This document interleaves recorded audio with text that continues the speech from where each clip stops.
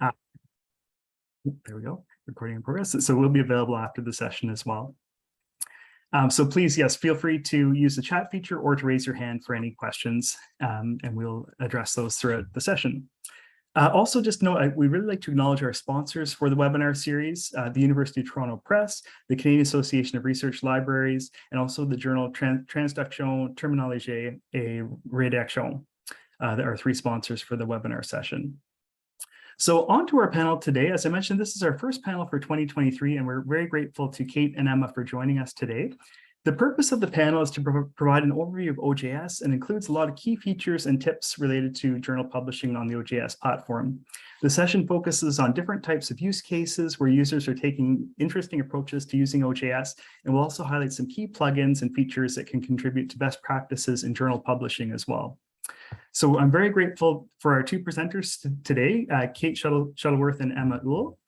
So Kate is a digital publishing librarian at Simon Fraser University, and she joined SFU in 2017 and has been with the Digital Publishing and Public Knowledge Project, PKP, since 2018.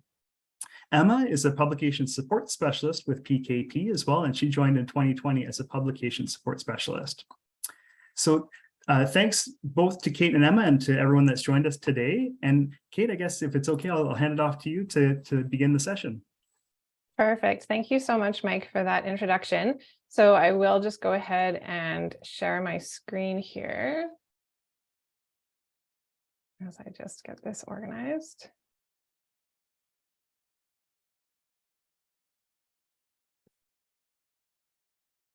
Okay, so hopefully you can see the opening slide here.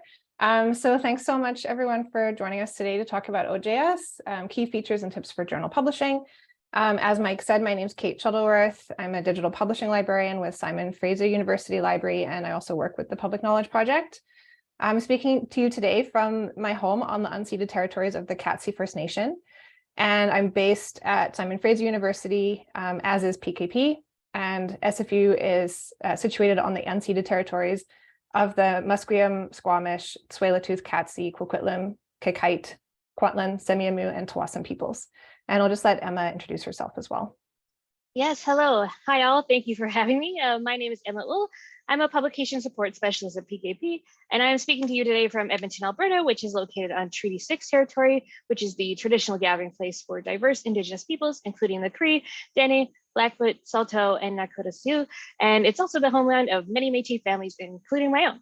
So we're super happy to be speaking to you today. And without further ado, I will pass things back to Kate so she can guide us through what we're going to be talking today. Great, thanks, Emma. So the plan for the next 60 to 90 minutes or so, and if I'm looking to my left, it's because I have a monitor here, so excuse my profile here. But we just wanted to start with a little bit of an introduction to the Public Knowledge Project for folks who might not be familiar with PKP. We'll also share some news and updates that are sort of new to this year, which might be of interest. Then we want to share some examples, as Mike mentioned, of how our community is using OJS in sort of new and different ways that might be of interest to folks. We'll take a little bit of a peek inside the current version of OJS, which is version 3.3.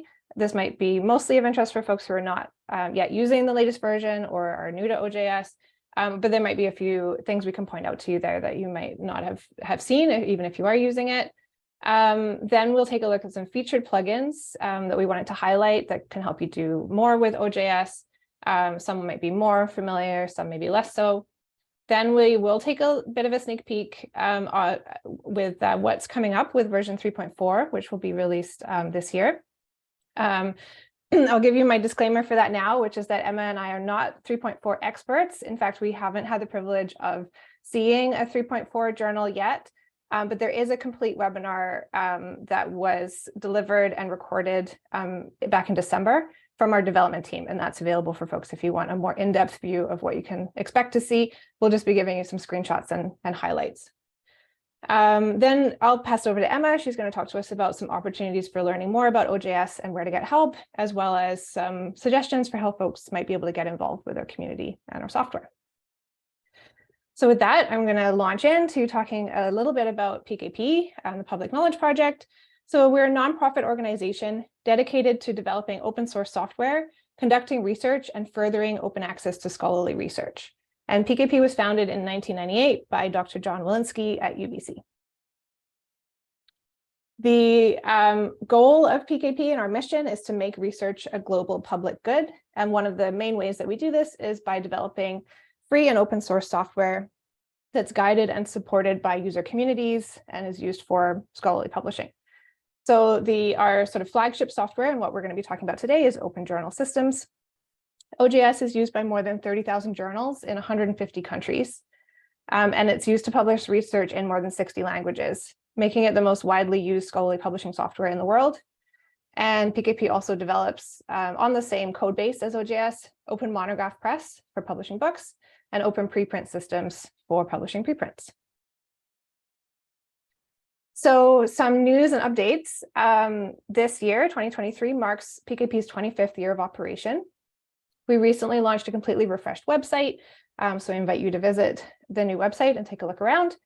And we're celebrating a recent designation as a core facility at Simon Fraser University. So that helps to further formalize our relationship within the university. It's a very exciting move for us.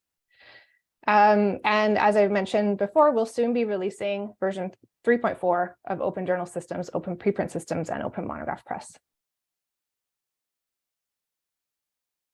Okay, so very briefly, just a quick sort of whirlwind introduction to OJS, and we'll explore this in a bit more detail as we go forward. But as I said, this is a free open source software for journal publishing, and it basically has two main components to support your publishing needs. The first is a customizable website for publishing journal content, and the second is a comprehensive backend workflow system that allows journal managers to manage the submission, peer review, copy editing, production, and publishing workflow.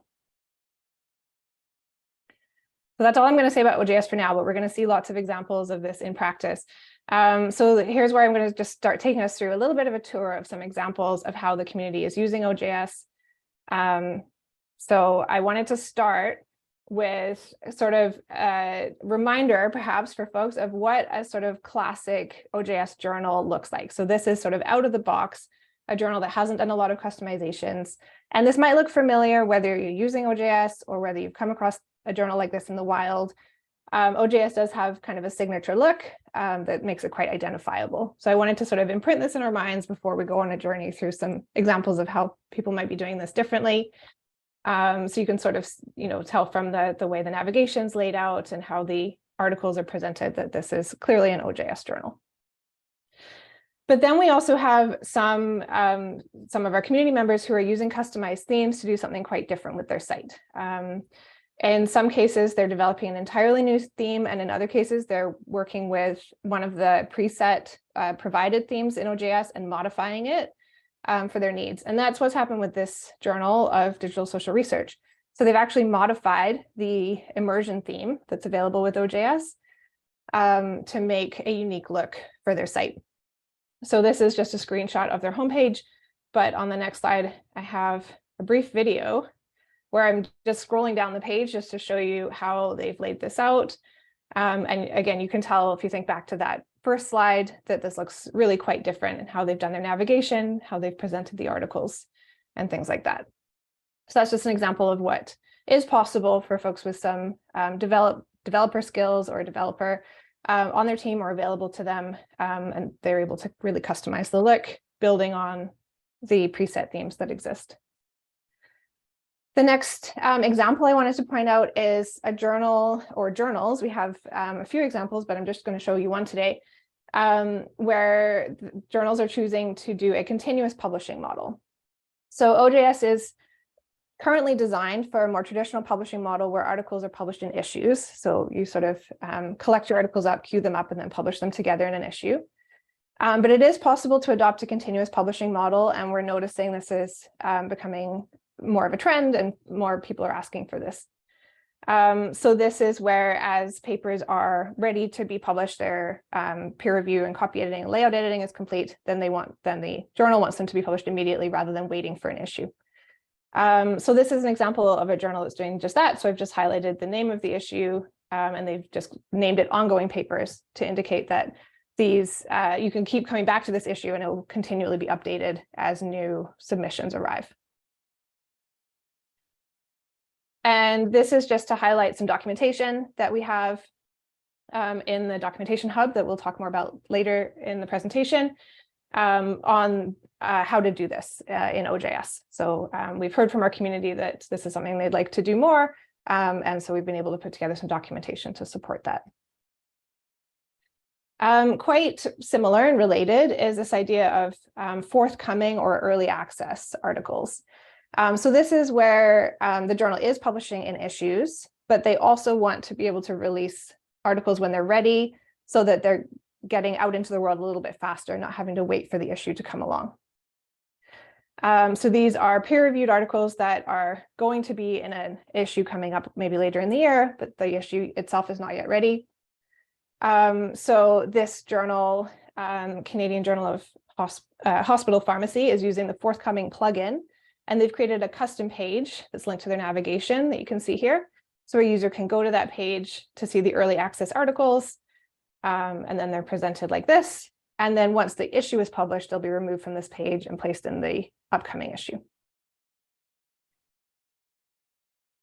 Okay, so I'll keep moving forward. And again, if folks want to stop and talk about any of these examples, feel free to post in the chat or raise your hand. But the next example I wanted to show was for publishing multimedia. So again, this is something we're hearing more from folks that they're interested in doing as sort of the types of scholarship and how scholarship is done is evolving. So this is an example from a class at Simon Fraser University, a third-year publishing class. The journal is edited by Dr. Hannah McGregor at SFU, and her students presented the content that we'll be seeing here. And so some examples of multimedia that the students published. This is an interactive timeline. So this is obviously a screenshot, but if we were in the journal, we'd be able to either click through on the slides and it would move the timeline, or click through on the timeline to move the slides. So the students published their galleys, or their final publication ready file in HTML, and that allowed them to embed these interactive elements into their file. And the second example is of a podcast episode where they've embedded the audio file and then included a complete transcript of the podcast episode as well.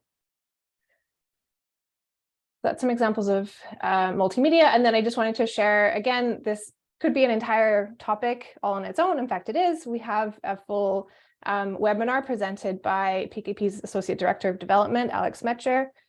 He recorded this last February, and that's available on YouTube as well. So, and we'll share the link again at the end.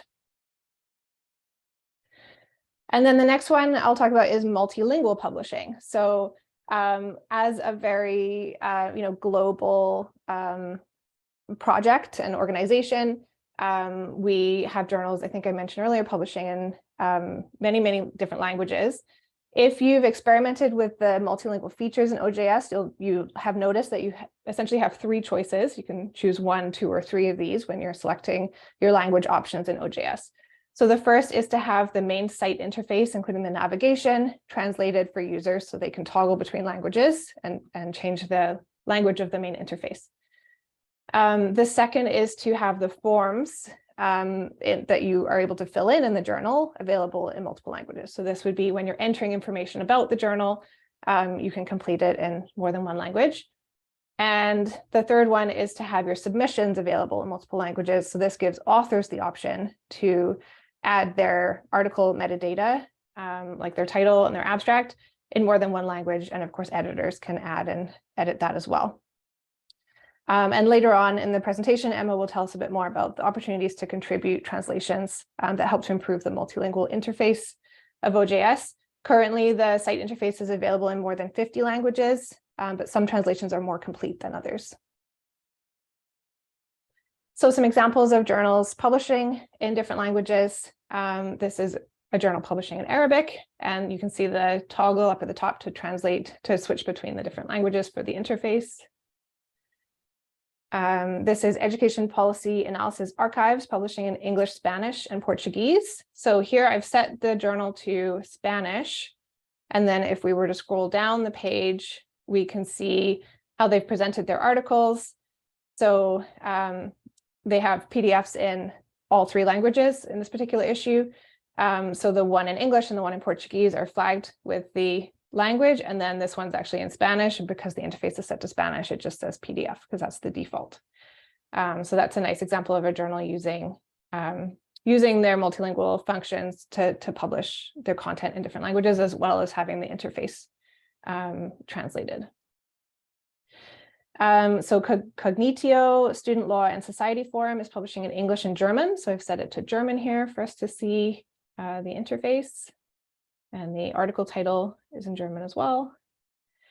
And then finally, of course, speaking to a Canadian audience, we have to mention a French journal. So this is the Journal of the Canadian Health Libraries Association, and they have English and French available here in their interface, available in both languages.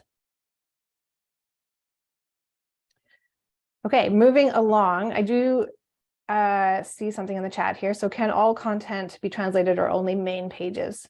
That's a good question. And I guess it would depend on the language, and maybe Emma would be best to speak to this. I can't think of any content that is unable to be translated in OJS or our software off the top of our head. The way that the translations are done is that the different pieces of the software are sort of broken up into different files, but we have them all available for translation. So as long as there's someone who is able to translate them, then it should be possible.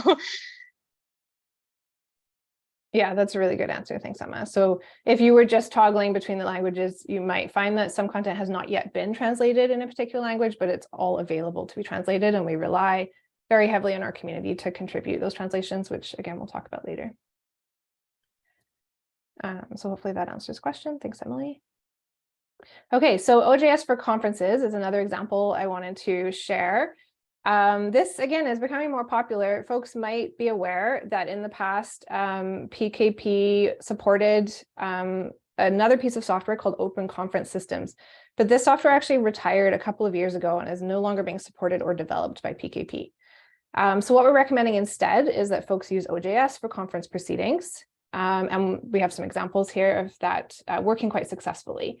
So here's an example from the Canadian Medical and Biological Engineering Society. They've actually been published, they have their proceedings in OJS back to 1966, so they've uploaded back issues. And they are already announcing their 2023 conference, but again, if we were to scroll down, we can see the past issues where they published their proceedings in OJS. And this is an example from SFU of a student undergraduate research symposium, where they're using OJS to publish student abstracts and research posters. So this will be their third year publishing in OJS, and they are able to use the submission system in OJS to have students submit their abstracts for the symposium, and then also publish their final research posters as PDFs as well. Okay, so that was all the examples I wanted to share. So maybe I'll just pause for a moment just to see if anyone had questions about any of those. We can always go back to talk about them. And if not, I'm going to take us on a very quick journey inside OJS, because we've seen lots of examples now of the sort of front end of OJS. Kate, this is Mike here. I just had a quick question about the using OJS for conference proceedings. I think that's really interesting. I actually hadn't thought of that before. That seems like a great application of it. Is it fairly flexible? I guess you could have like abstracts. You could probably have like short papers as well. Like, does it matter what type of article types you can display there? Yeah, I would say it can display anything, and it can accept anything as a submission as well. So for conferences that go through some kind of peer review and approval process, they can have folks submit in OJS. And that could be just an abstract or a short paper. And then they can, use their peer review process if they wanted to give feedback. And then as far as publishing the content, it's really based on format. So if anything that's in abstract form, PDF form, HTML, XML, and so on can be published. Okay, that's so you great. could even publish session recordings as video files if they wanted to. Yeah. That's really very interesting. Thank you. Thanks, Mike. Okay, so moving forward, I know I'm sure this is very familiar to folks who are already using the system, especially if you're in the latest version. But for those who might not be, just a quick glimpse into what you see when you log in to OJS as an editor. So this is where you see all your settings and all your submissions that have come in and what stage they're at in this publication workflow. So we'll break this down, talk about this a little bit more. One of the options that editors, of course, have, or one of the things that they will do when they start a new journal, is to set up the visuals of their site. So this is the website settings where you can customize the appearance by, for example, selecting a preset theme from a list.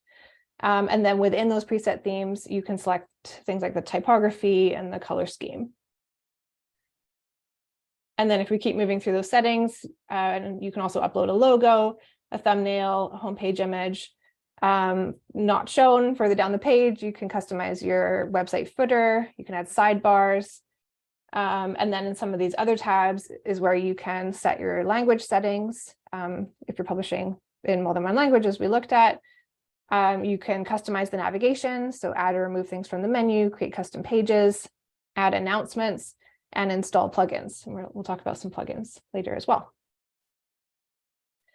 So in a moment, I'll talk a little bit more about the publication workflow, so that submission through review through copy editing sort of process. But this is where an editor can set the settings for that workflow. So there's lots of decisions to be made and information to share with folks who are involved in that workflow. So for example, you can set guidelines for your authors that they see when they go to submit. You can customize the submission checklist, add a copyright notice, and so on. And on the review side, you can set up what type of review the journal will be using. You can set deadlines for reviewers, complete a section on reviewer guidance. Again, so when reviewers log in to do their work, they see some instructions on what they're being asked to do. And you can set custom review forms. So instead of having an open text field, you can have your reviewers actually complete a form with their feedback. One of the things that OJS does handle particularly well, I think, is communication between folks who are involved with a submission. So by that, I mean all of the discussions and communication and file management that happens between an author and an editor, and between an editor and a reviewer. So I wanted to point out this tab here as well for email. So this is where you can customize all of the email templates that are used in the publishing workflow. And when we look at the workflow, you'll see that those email templates populate automatically, and they can be changed right there when they populate, but you can change the entire template so it's more in the sort of voice and tone of your particular journal. Distribution settings for setting up your copyright details, open licensing, your access settings, and so on. So I didn't go through every tab, obviously, because again, this is an entire webinar all on its own. If you have questions about what's behind some of these tabs that I didn't click on, we do have a test journal that folks can use to log in and experiment with OJS in the latest version. And we also have a video series on learning OJS that we'll talk about at the end. So one more section here that I wanted to share is statistics. So this is where editors can see some article stats in a particular date range, and of course can adjust the dates to see the downloads and clicks that your articles are getting. And then you can look at your editorial activity to see how many submissions are in the system and what stage they're currently at, as well as things like the acceptance rate, the time to acceptance and stuff like that. And then, users and reports. So you can see the number of users in the system and how many users are in each role, and generate custom reports for more detailed publishing data as well. Okay, so here's where I'm going to not show the entire workflow because that takes about half an hour, but just give you some highlights of how the submission process works. So an author comes to the site, they find the submission page, they have to register or log in with their account, and then they can begin the process of submitting their article. So they'd start here where they select which section they're submitting to. The journal might have categories for them to select. They agree to their submission requirements. And then they continue on up here through these tabs. They upload their submission, enter their metadata, confirm, and so on. So once the author submitted, their submission lands here in the workflow, and an editor can log in and see this. They can see the new submission that's come in, as well as existing submissions and what stage they're at. And they can see notifications of things that need to be done. So for example, there's a flag here saying that we're waiting for reviewers to be assigned on a submission. So that's a reminder to the editor that that's an action that they need to take. Here, I'm just highlighting how a submission moves through these tabs from submission, review, copy editing, and production. So this is when an editor has clicked on the submission and they're ready to make a decision over here where they can send to review, accept and skip review, or decline submission. And as they move through these steps, the submission will move along through the process. So when they enter that submission again, they'll be able to see where it is in this process. So let's assume the editor is sending to review, and then they invite some reviewers and the reviewer logs in. Then this is what their reviewer will see. So they'll start over here in request, and they'll agree to the request to review. They'll read some guidelines from the editor on how to complete their review. And then they'll be asked to complete their text fields where they provide their feedback for the author and editor, and for the editor only. And then their work as a reviewer is complete. So the editor comes back in, looks at their reviews, and then notifies the author of the decision of what's happening next. So this is where I mentioned email templates earlier. So this is an example where the editor is letting the author know the next steps with their submission. In this case, we've decided to accept your submission. And I wanted to highlight this because this is quite new with a recent, very recent version of OJS, the ability to BCC reviewers on the decision that goes out to authors. So this was something that was requested from our community, was recently implemented, so that you can inform reviewers on the decision that's made on the article. The other thing I wanted to highlight is also not quite as new as that last feature, but newish, again, for folks who might be using an older version. You might not have seen the publication tab, which is now where all of the final publication details are managed and handled.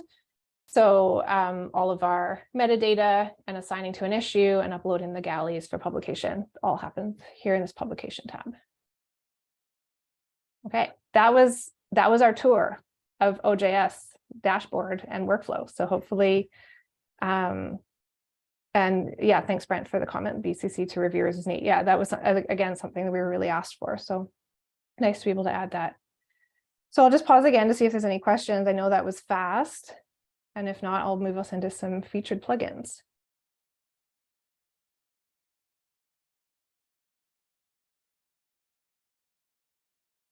Okay.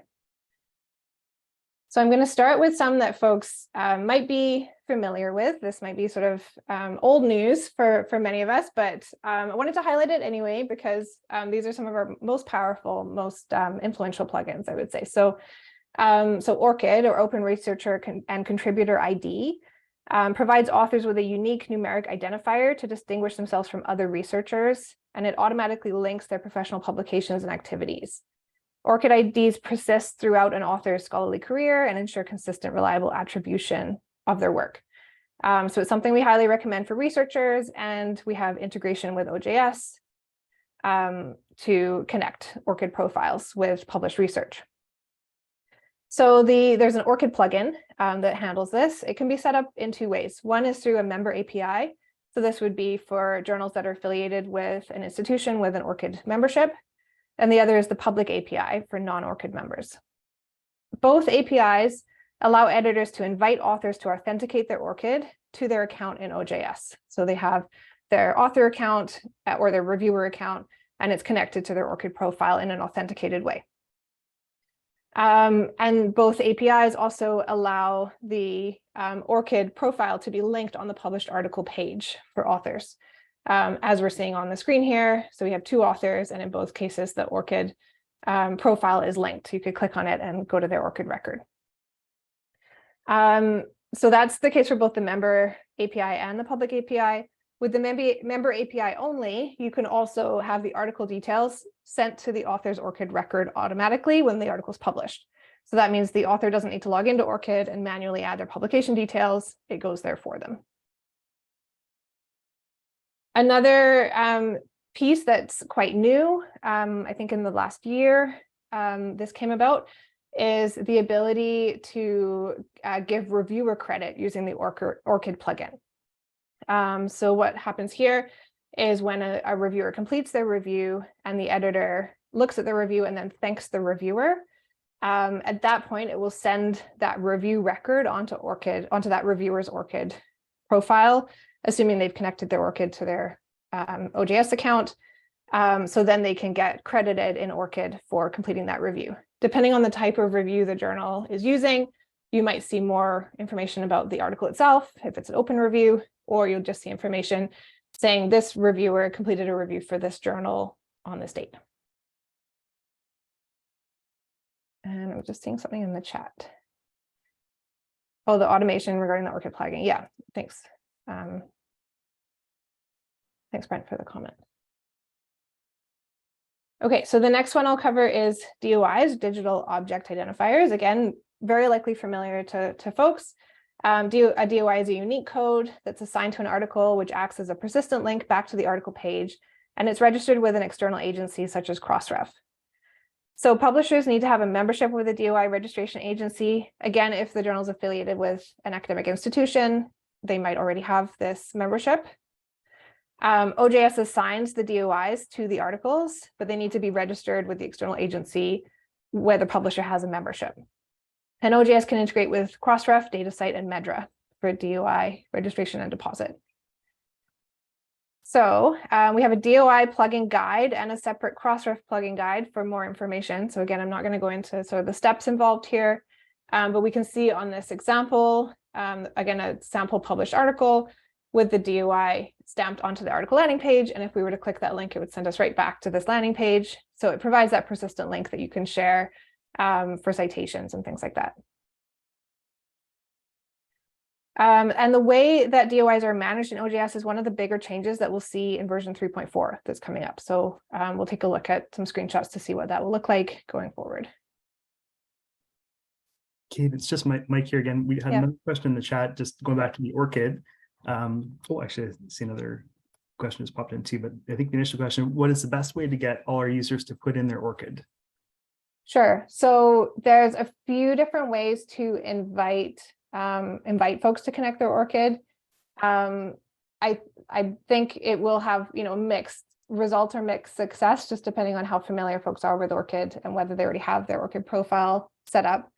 But in terms of the OJS functionality for doing this, there's a setting that you can select that has the system automatically send an invitation at the point that the article is accepted.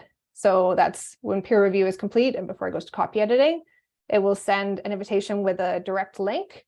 So the author will see your article has been accepted, please connect to ORCID, and they can just click that link and it will authenticate them through their profile. The other way is to sort of manually push that invitation through the contributor profile in OJS. So you can go and edit a contributor, and then there's an option to send the ORCID invitation to them directly. So that's sort of how the OJS functionality works. And then, as I said, I'm not sure, how successful journals have been with getting every author to connect their ORCID. Again, I think it would depend on how familiar they are with ORCID. Right. Okay, that's great. Thank you. And was there another question there too? There's sort of a follow-up comment from Brent, and reiterating some of the points you made, like the authors will be prompted at some point in the publication process. So I think he's just kind of just sort of suggesting the process that could be used. But yeah, I think it lines up with what you had mentioned as well. Awesome, sounds good. Okay, so the next one I wanted to mention is the preservation network. So this is again a plugin in OJS, which allows publishers of OJS journals to digitally preserve their content.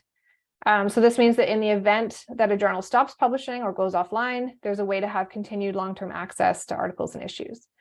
So the preservation network deposits content using the LOCKSS program, which is LOCKSS stands for lots of copies keep stuff safe. So it's a distributed archive. And the preservation network functions as a dark archive, meaning that end users will not have access to the preserved content until after a trigger event. So like I said, if the journal goes offline, that would be the trigger event. So this is different from a backup. It cannot be used to restore content that's lost on the site. So we do recommend that journals have a backup system in place. Your site administrator should be responsible for handling backups separately. But the preservation network is a really good step for journals to take for the long-term preservation of their content. And what I'm showing here on the slide is just a screenshot of the documentation that we have on setting this up in the journal, including a short 5-minute video on how to set up the plugin. But it's pretty straightforward. The next one is quick submit. So again, folks might have seen this, but essentially this is one of our more powerful, I think, plugins, because it allows journals to upload publication ready content that for whatever reason doesn't need to go through the submission process with peer review and copy editing. So perhaps it's already been through that process, or you're uploading back content from, you've digitized some print issues, or you've in some way communicated with the author in another way and you have their publication ready file. So instead of going through the submission process and then having to push the article through review and through copy editing, you can just upload it and add the metadata directly into Quick Submit, assign it to an issue, and then that submission is ready to go. So it's a huge time saver. Another one is article statistics. So we talked about article statistics on the dashboard side for editors, but this is a plugin that allows readers and authors to see the view and download statistics of an article directly on that article landing page. So in this case, you can see they've set it up as a bar graph. It's also possible to have this as a line graph, so you can configure the settings in the plugin. And another one is the citation style language plugin. This is one of my favorites as a reader of research articles. It's really helpful when you can go land on an article page and have the citation ready for you to grab. So this can be set up with the plugin. The editor can choose what the default citation style is, as well as what additional citation styles are available. And then a reader can come along, select their preferred citation style, and copy it or download it for their own work. And the browse block plugin. So you saw earlier when I was showing the dashboard that the test journal I was using had categories available. So categories are separate from sections. Sections in OJS are required, and every article has to be assigned to a section. Categories are optional, and a single article can be in multiple categories. So I've just set this up as an example of what these might look like with main categories as well as subcategories. And then the browse block plugin allows us to display those categories on the homepage, and then folks can click on a category to see all of the articles that have that category assigned, regardless of what issue they're in. So for example, if we clicked on the transportation category, we'd be taken to this page where we'd see the subcategories, as well as all of the articles that have the transportation category assigned. And then related to that is the browse by section plugin. So I mentioned the difference between sections and categories, but this provides an option for users to see all of the articles in a particular section, again, regardless of what issue they're in. So in this case, you would set up a custom page and add it to the navigation, name it by the title of the section, and then the browse by section plugin allows you to set up that page so that it links to a separate page with all of the articles in that section. So for example, here I'm on the audio page, so you can see all of the articles that are in the audio section anywhere in the journal.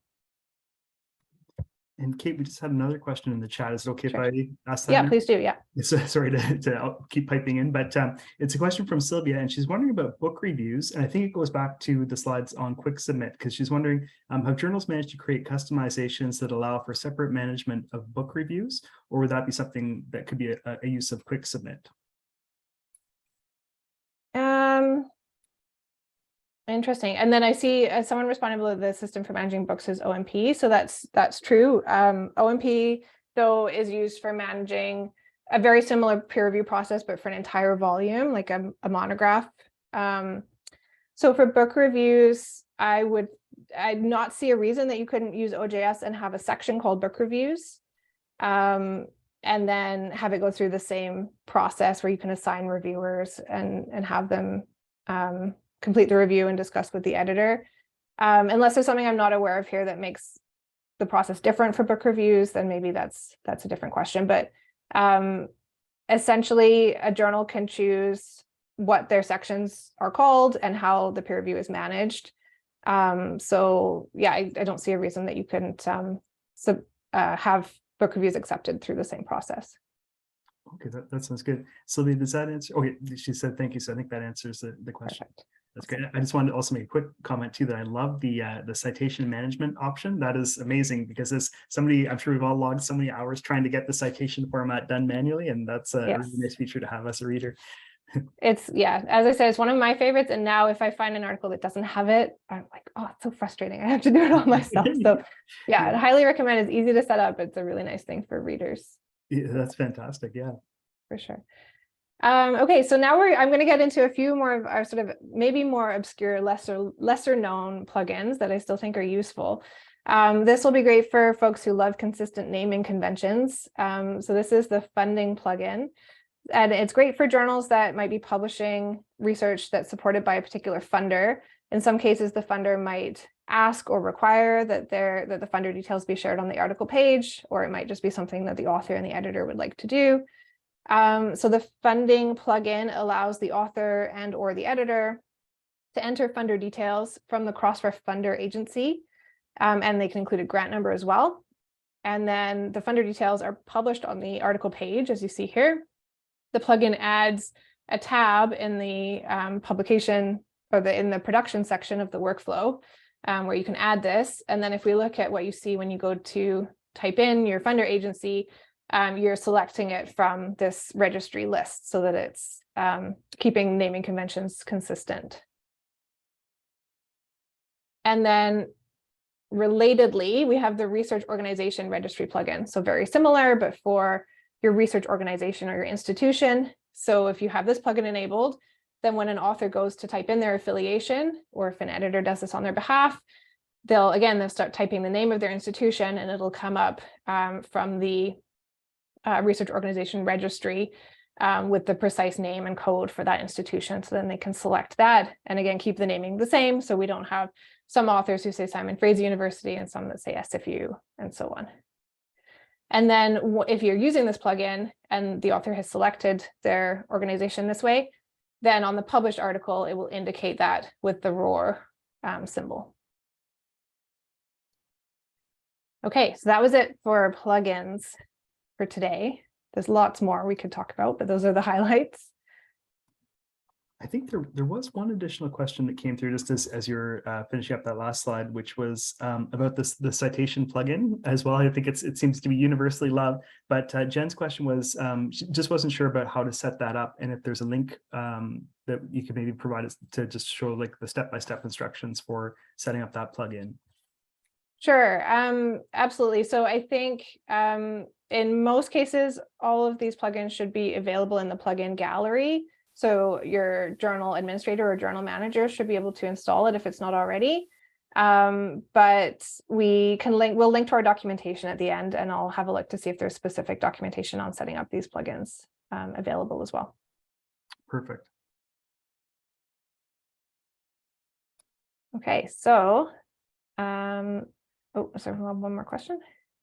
Okay, perfect. So I'll go ahead and launch us into the moment we've all been waiting for, what's coming with 3.4. I know folks are very excited. Oops, I don't know what my slides are doing. Okay. So again, my disclaimer, these are just highlights. I haven't actually seen this in practice, but our developer team are the ones working on it. Should be coming along later in 2023. So the first major change that we'll notice with 3.4 are some improvements to email management. So this will be improvements to the way emails are sent, including the ability to view and select available email template variables from a list. So the variables are these, if you can see it, it might be a little bit small, but an example is this here where it says recipient name. So these are the things that get filled in with particular details, but right now they come up in the email template as looking like the variable. And it's quite unclear which variables can be used in which email template if they're not already in the preset template.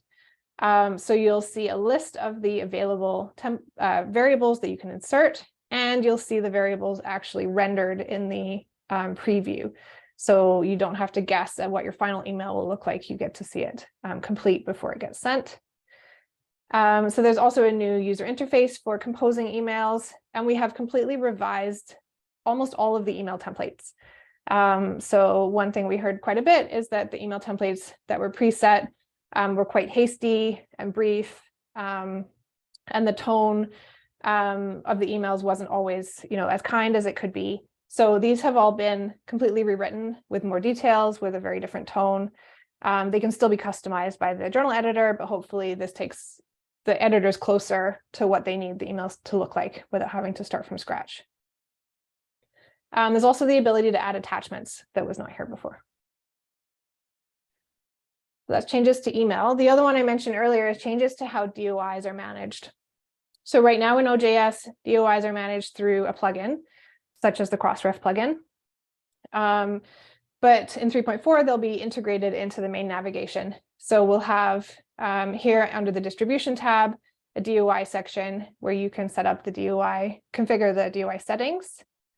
And then you'll be able to check the status and register your DOIs all in one area. And then we will also have a DOI tab under issues here. And this is where you can do your DOI management from one central location. So again, not having to go through the plugin. There's also some ongoing user testing. So we don't have sort of final details about what this will look like, but this is for the submission wizard. So PKP in 2022 was lucky to bring on board a new UX UI designer, Devika Goel. And Devika is focused on design and user research, user experience, interface design, usability testing, and design analysis. And she's using insights collected from usability tests to increase accessibility, eliminate complications, and make the interface more intuitive. So this is one result of the work that Devika is doing. We'll have a better, more accessible submission wizard. And stay tuned for more information and documentation about this one prior to the release.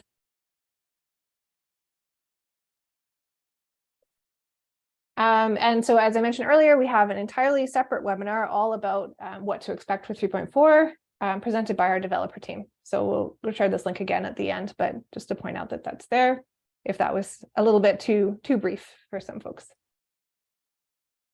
Also wanted to mention a couple of plugins that are in development. So not yet available for OJS, but they are forthcoming.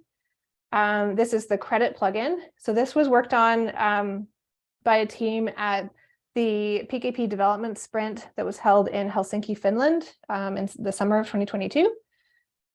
So this will implement credit vocabularies as contributor options in OJS based on a credit taxonomy. So right now, the contributor options, I think, are just author and translator, but using a credit taxonomy, we'll be adding additional contributor options through this plugin in the future.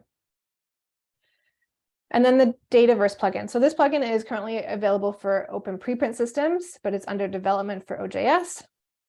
And it will allow journals to preserve research data sets in Dataverse. So what will happen is when an author submits to the journal, they'll have the choice to upload their data sets. And if the journal has linked their Dataverse to the journal, then they'll be sent to that Dataverse. And the metadata that the author fills in for the article during the submission process will be used to populate the metadata fields in Dataverse. I'm seeing lots of questions, so should I pause and take a look at the chat here, Mike? Well, I can jump in and just Emma very kindly replied, I think, to the questions that were coming through, but I'll read them out just in case you had anything else you wanted to add as well. But there's a question from Ingrid about, does the Roar plugin allow more than one affiliation per author? And Emma replied and said that was something that Roar is working on themselves as well, and we're hopeful that there will be that functionality added in the future. That was the first question. And then the second question was about whether or not there's a 3.4 test instance available yet. And Emma said, no, everybody's excited about it, including you guys, but not quite yet. But I guess it'll be coming forward soon. Perfect. Yeah, and then there's also just a link added into the Citation Style Manager plugin document as well. That excellent. Mentioned. So that's great. So Wonderful. Thank you for adding that. Yeah. Great. Okay, so I think this is my last slide before I hand things over to Emma, but I just wanted to briefly mention, if folks are not yet using OJS, if you're interested in this, it is free and open source software. So for folks that have the technical infrastructure and the system support available, it is possible to install and run OJS independently. But for many of us, that's not the case. So for journals that are connected to an academic institution, many academic libraries in Canada use OJS and offer institutional hosting. There's also some library consortia that offer free or low-cost hosting. For others, University of Alberta Library offers free hosting to open access journals in Canada, although I believe there's currently a wait list for that service. University of Pittsburgh offers low-cost hosting to open access journals based anywhere. And there's also paid hosting available through PKP Publishing Services and elsewhere. So I've linked to the Publishing Services site there as well. And so with that, I'm going to hand it over to Emma. Thank you, Kate. So now that Kate has told you all about OJS in this whirlwind tour and its plans for the future, I'd like to talk a little bit about the resources that we provide to our users so that they can get to know the features for themselves and reach a certain level of confidence when using it. Next slide, please.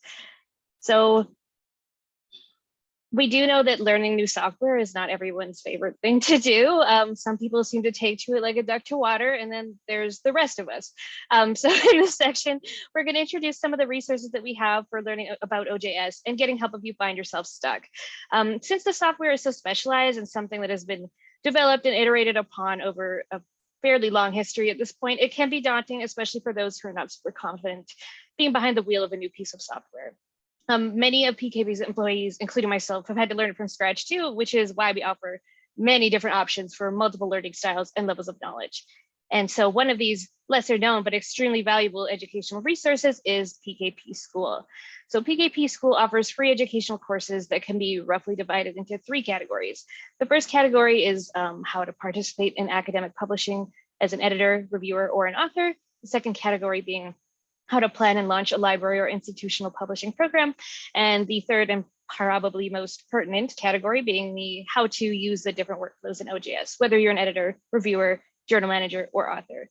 So everything is broken down into modules, and the OJS workflow courses include plenty of video demonstrations of the various features.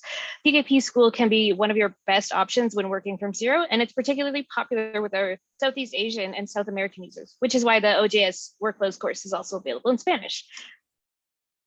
Next up, we also have our documentation. So the PKP staff and our community partners from around the world regularly meet up to create detailed documentation about a variety of features in OJS in our documentation hub. So if you need to know about a specific piece of the workflow, you can jump to the relevant chapter of Learning OJS 3 to find screen captures, videos, and in-depth information.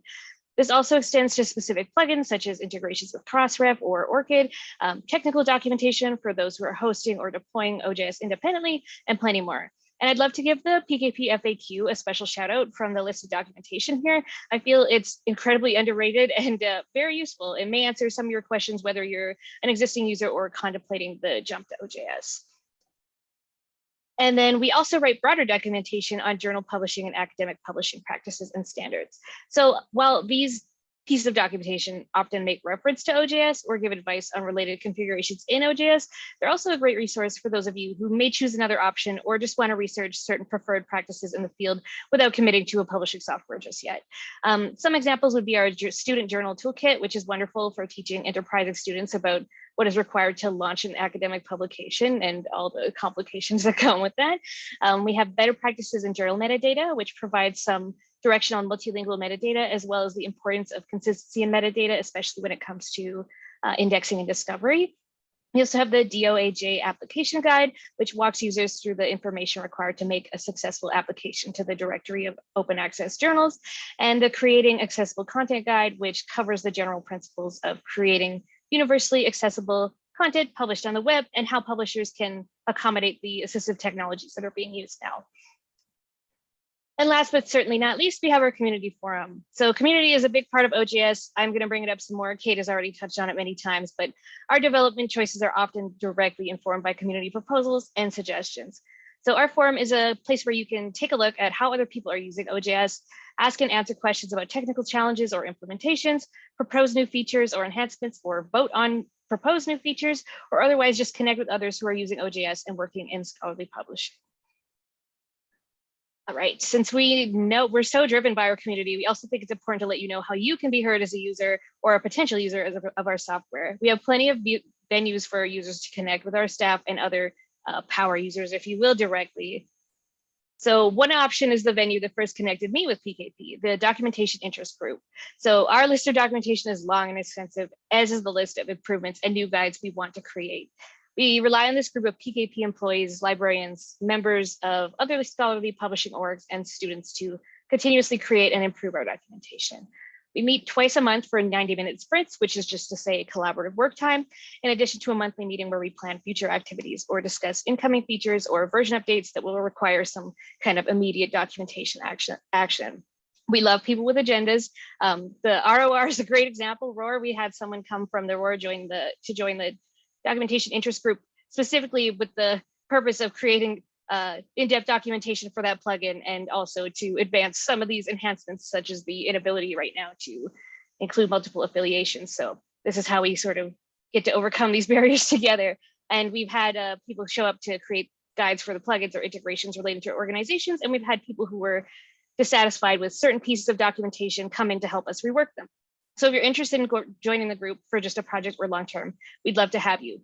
Oh, and another interesting development that I left out of this slide is that we've recently had sort of a Spanish DIG subgroup that does entirely new documentation in Spanish and also works on translating our existing documentation in Spanish in order to serve the Spanish language community. So the DIG has grown immensely in the last few years, and we'd be happy if you wanted to join us. So we're also happy to hear if you have any suggestions or feedback to improve, or feedback about guides that are missing that you'd like to see.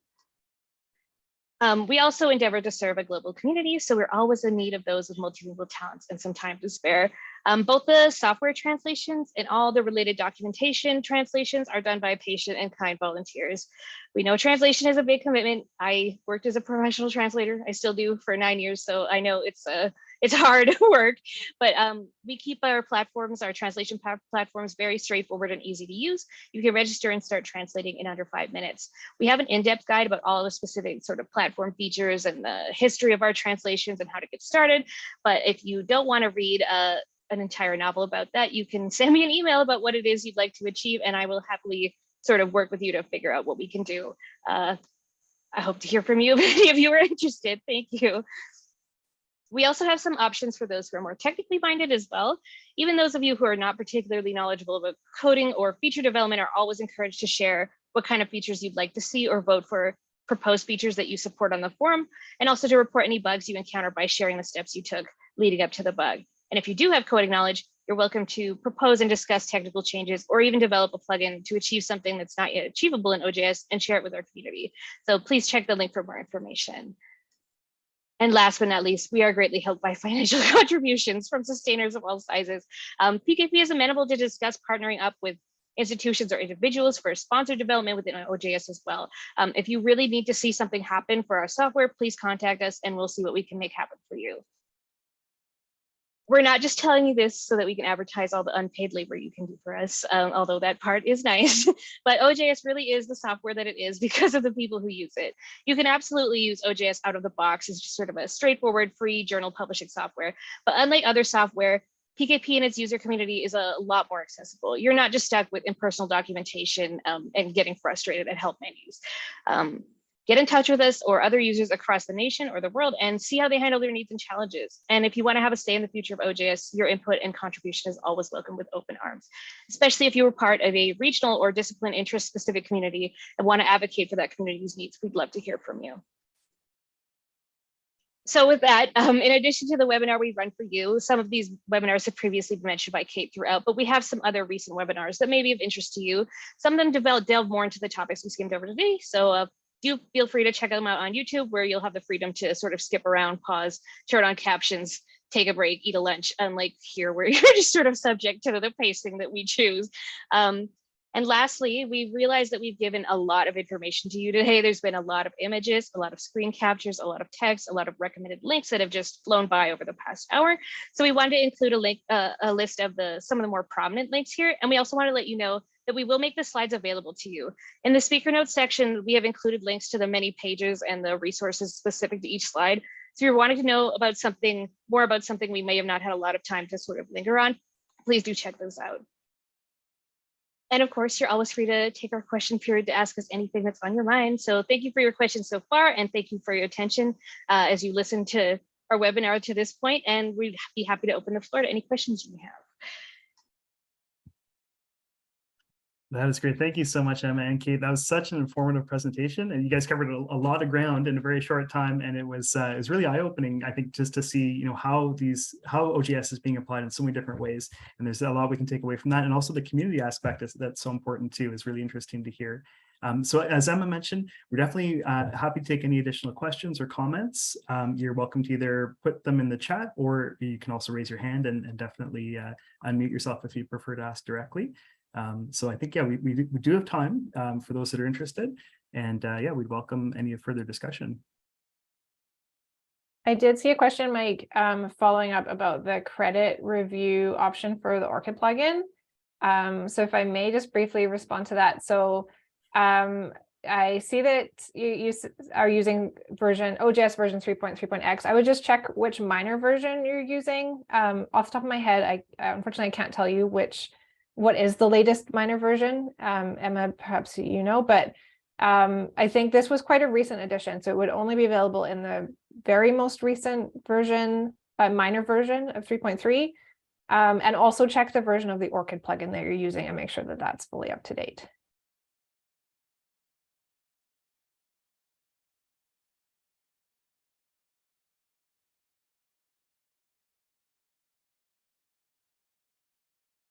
Sorry, I'm going to put you on the spot. I don't know if you're looking. No, I was looking. Yeah, the 3.3.0-13 I think is the most recent one, and it's also the one that will be supporting long term. So you won't have the same issue if you're using 3.1, where we're like, hey, if you're having a problem, just upgrade. If you're on 3.3.0-13, you'll have our support for a long time. Perfect. Thanks.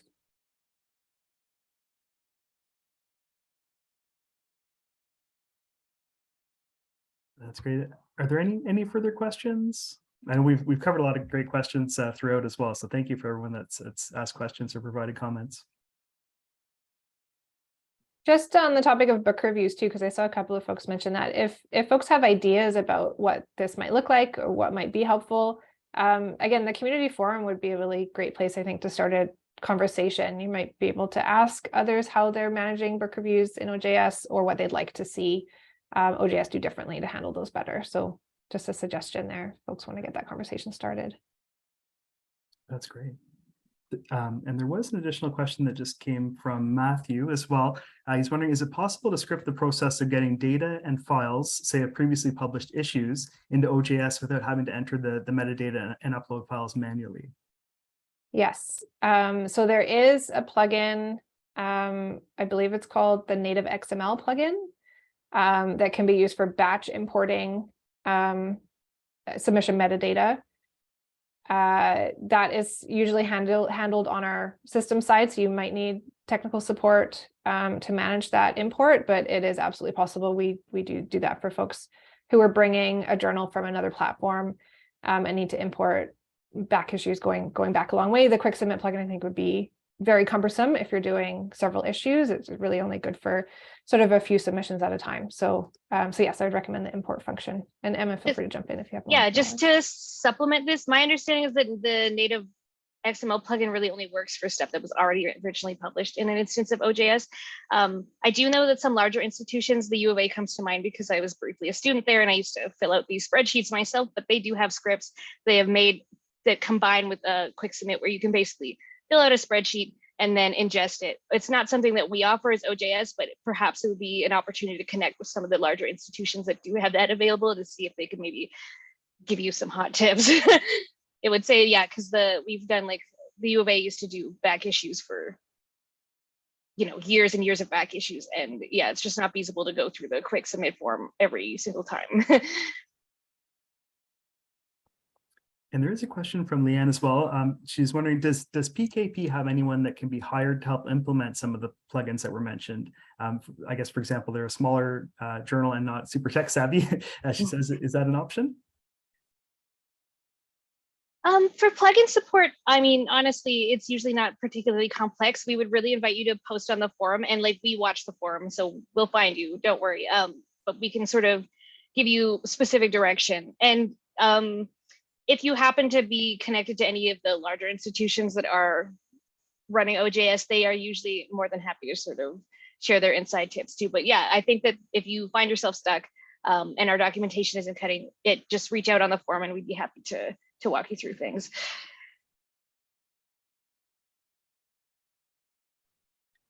And then there's a question from Matthew as well. Is it possible to use custom JavaScript and CSS on the journal website? Yes. So CSS in particular is built in. Like there's a space where you can upload your CSS tile sheet, so you can basically iterate on any of the existing themes using the CSS by just uploading it directly in the website settings. JavaScript is a little bit more complicated. It usually requires some slightly more, like, how would I put this? Your average journal manager or editor won't be able to include JavaScript, but we do have a plugin called the custom header plugin, which is often used to sort of add JavaScript as necessary. But it has to be enabled by, I believe, a site administrator or someone with relatively high permissions, just because it can be used for nefarious purposes as well. That's great. And then there's also, it's a comment, I think just that the plugins mentioned in the webinar are already available, I guess, in OJS. They're, I think the ones that were highlighted early on, Kate, those are ones that are already accessible.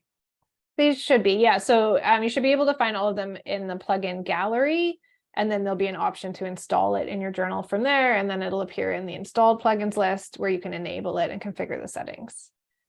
Okay, that's great.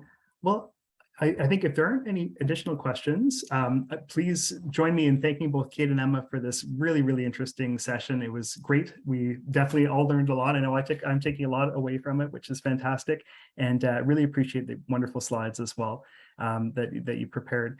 And as we mentioned, I know a couple of people mentioned comments that they would love to have access to the recording, which we will make available as well, because there's a lot of great info there and you may want to go back and check things out a little bit in a little bit more detail. So we'll make that available after the session as well. So please, on behalf of calj, please join me in thanking both Kate and Emma. I'd also like to thank our sponsors as well, UTP Press, the University of Toronto Press, Carl, the Canadian Association of Research Libraries, and also the journal TTR as well for making the webinar available for us today. So, and thanks to all of you for attending. We had a great participation and some great questions and comments from the audience. So thank you all so much. So I think with that, we'll wrap things up and we'll see you next time. Thanks, everyone. Thank you. Thanks very much, everyone.